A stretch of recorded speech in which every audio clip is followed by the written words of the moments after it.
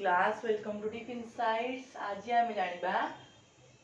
Second same जो रही हमर ओडिया ऑनर्स रो तार जो नव जुगर कवि एवं तांको कविता विषय जानिबा। आज जो हमर विषय वस्तु रही कवि बर राधानाथ राय विषय रे जे कि 1848 रे जन्म ग्रहण करथिले ओ 1908 रे से मृत्युवरण करथिले। नूतन साहित्यर जो उन्मेष घटी एवं अंधकार एवं संकट भितर देखो गोटे जिनस तैयारी हुए ताकू बहुत गोटे हीरा जो तैयारी हुए ताकू बहुत थर कटा जाए से बहुत स्ट्रगल करा पर जाइकिना गोटे डायमंड क्रिएट हो पारे। से भाव में जो साहित्य जुगर उन्मेष घटी साहित्य यदि गोटे हीरा सदृश साहित्य को तुलना करा जाए तेबे ताकू बहुत संकट एवं अंधकार दे गति करा परे ताहार उन्मेष घटी तार अग्रगति साधित हो पारिछि। तो कौन है जिज्ञासा और अन्वेषा भितर जिज्ञासा एवं अन्वेषा भितर उन्मेष घटी एवं ता सहित से ताकू सम्मुखीन हेबाकू पड़िथिला अंधकार एवं संकट। ओके जेउ जातिर संकट बोध सुतीव्र तार जिज्ञासा मध्य प्रबल। देखो जोठी संकट हुए कहबे कि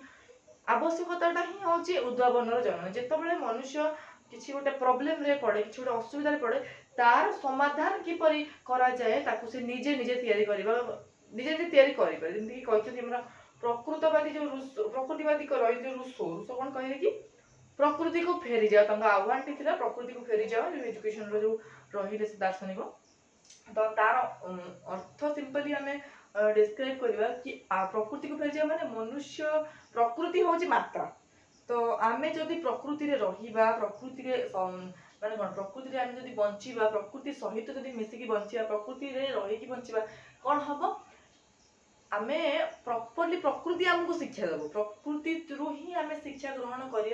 करि पारिया। प्रकृति रो से क्षमता अछि से सर्वांगीन शिक्षा गोटे मनुष्य को प्रदान करबा को सक्षम। क्लियर। तो से भली भाबरे बहुत कौन है अंधकार और संकट भीतर वर्तमान उन्मेष घटुची धीरे धीरे कहार से जो जे भली हमर कहि परिबा हमें कि सूर्य जेपरी बाळुत सूर्य जेपरी प्रभात समय रे भोर समय रे तबे सिंदूर फाटिकिना उदय हुअंती जो भली सुंदर देखा जानती सेही भली वर्तमान साहित्यर उन्मेष घटु अछि। से जिज्ञासा मध्यरु प्रकाश पाए नूतन अन्वेषा से जिज्ञासा मध्यरु प्रकाश पाए हैला कि।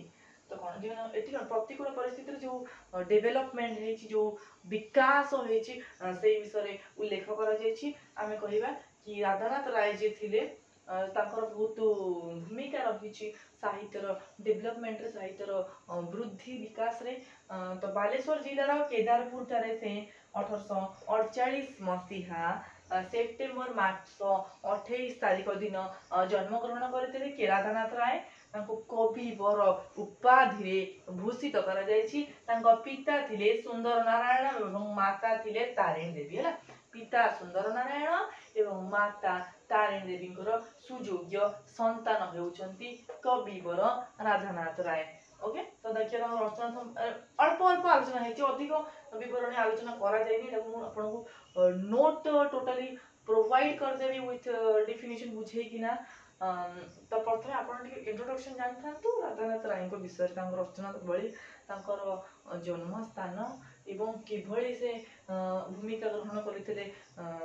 साहित्यर ओडिया साहित्यर वृद्धि रे विकास रे देखिबा हमें। तो रचना समारोह रही रचना काल आम चिंता करें जदि 1885 1846 बहुत वृद्धि होता रचना ता पूर्वर जो थिला 17 वर्ष बट कही आम कि कौन साधना समय थिला साधना करते से समय। तो पूर्व प्रस्तुति कहि परिबा हमें एग्जाम रो पूर्व जदि हमें प्रस्तुति हेतिया परीक्षा रो पूर्व प्रस्तुतिटा बहु आवश्यक जिंस। आमे कहिबा कि परीक्षा अछि आज काली बठ नाही पूर्व दिन पढ़ दिबा नाही हमकु वर्ष सारा जदि हमें सेति की एफर्ट्स देतिया सेति की चेष्टा करिया परीक्षा रे भलो परफॉर्मेंस करिया को देन हमें निश्चित रूप रे परीक्षा रे आंखि बुझी कि हमें कहतरी कि हां मो रिजल्ट भलो हो बिकॉज़ कोन भाई ना मो एफर्ट्स देछि मो परिश्रम करछि। तो सेटा नेसेसरी प्रतिदिन ड्यूटी को निजर भल भाव में निभेले आउ किसी प्रॉब्लम होबनी एग्जाम टा निश्चित 100 ରୁ 100 भल हो। से भली तांकर मध्य साधन जेहेतु पूर्व प्रस्तुति करथिले सेथिपाई से एते सुंदर रचनावली मान रचना करने सक्षम होइछन्ती कहि परिबो तांको हमें कविवर उपाधि मध्य भूषित करा जायछि। आगु देखिबा देखंतु एही समय केदार गौरी रचना करा जायछि चंद्रभागा रचना कर केदार गौरी समय होछि 1885 एवं चंद्रभागा रहिला चंद्रभागा होछि 1886 नंदिकेश्वरी होछि 1887 उषा 1888 पार्वती 1890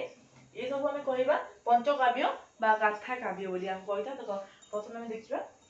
तांकर जो रहिला प्रथम लेखा केदार गौरी 1885 रे चंद्रभागा रही 1886 तो 85 86 87 88 90 ओके 85 86 87 88 90 85 रे देखो केदार गौरी रहिला चंद्रभागा रहिला 86 रे नंदिकेश्वरी 87 रे उषा रही 1888 रे पार्वती 1890 होची पंचकाव्य कहि परिबा गाथा काव्य मध्ये यहाँ को हमें कहि थाउ तो ये रचना संभा सरे मैं आउ थ्री पुनः आलोचना करके सब क्वेश्चन गुडा को पॉइंट आउट कर दो जता इजीली मन रखि परिबा हमें देखो कविवर राधानाथ राय जे से कोन हेतला ना 1848 मसिया रु 1908 ताकर समय काल नूतन साहित्यर उन्मेष जो घटिला अंधकार और संकट भितरे जिज्ञासा और अन्वेषा भितरु जेतबेले नूतन साहित्यर उन्मेष घटिला सेही समय राधानाथ राय रचना संभार गुड़िक सृष्टि करथिले सेही जिज्ञासा मध्यरु प्रकाश पाए नूतन अन्वेषा गुड़िक सेही जिज्ञासा माध्यम रे प्रकाश पाए तारे कोन बालेश्वर जिल्लार केदारपुर ठारे 1848 मसीहा सेप्टेम्बर मास 28 तारिख दिन राधानाथ जन्म ग्रहण करथिले केबे आमे कहबा बालेश्वर जिल्लार केदारपुर ठारे 1848 मसीहा सेप्टेम्बर मास 28 तारिख दिन राधानाथ हम जानिले केदारपुर ठारे बालेश्वर जिल्लार केदारपुर ठारे 1848 मसीहा रे जन्म ग्रहण करथिले राधानाथ राय तांकर पिता थे सुंदर नारायण माता हेउचन तांकर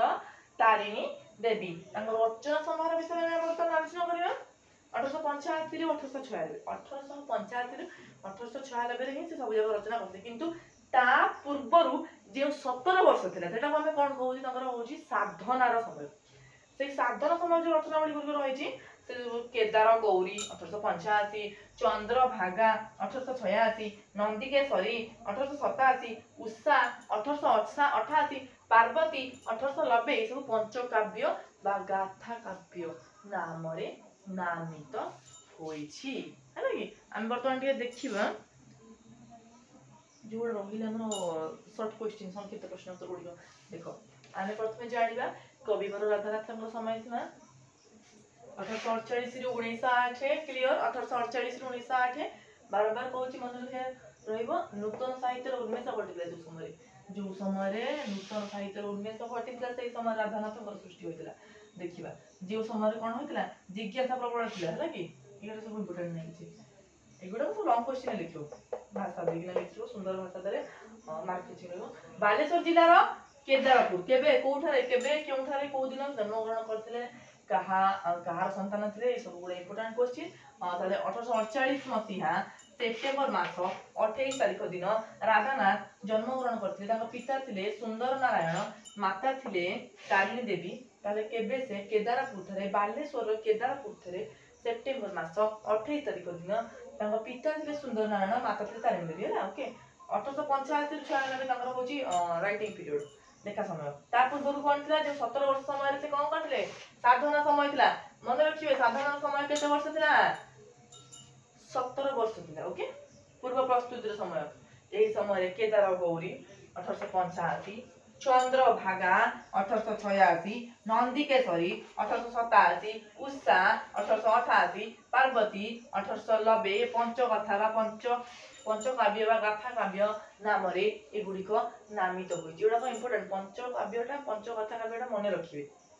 कि 17 वर्ष साधना समय से जो रचना बळी गुडी को तांकर रहितला से गुडी को रहुची हमर केदार गौरी होते चंद्रभागा नंदिकेश्वरी उषा पार्वती केदार गौरी